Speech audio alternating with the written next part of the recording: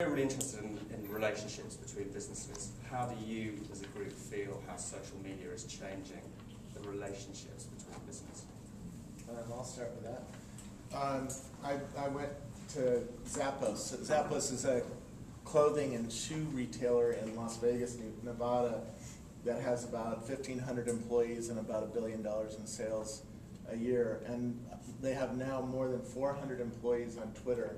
And they force every new employee to be on Twitter, partly to get them used to the new world of communicating online, but partly to also empower them to be a company representative on the internet.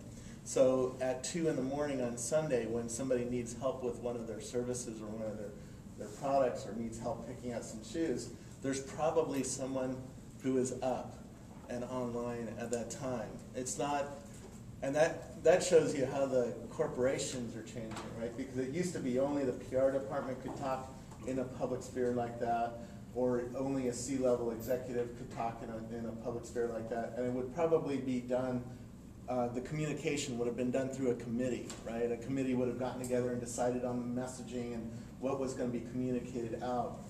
To what extent do they control it? There is no control. The control that a company has, a modern company has today, is hiring smart people and empowering them to be professional representatives of that company on the front lines at 2 in the morning on a Sunday. Just like, you know, an airline has to hire people on the counter who are professional and who are going to represent the brand properly. And if they don't, they get fired, right? Because eventually word gets around that somebody's pissing off all the customers, and eventually they get fired. Same thing at Zappos. The Zappos trains their people to be professional and be good representatives of the brand and of the company without having a committee behind them, without having an approval process of a PR department, without having, you know, to go to the C-level executive and ask them, can I help this customer? You know, because that's not the way this world works anymore. Right. This world is a real-time world. It happens at, you know, on weird hours when your PR department's not working.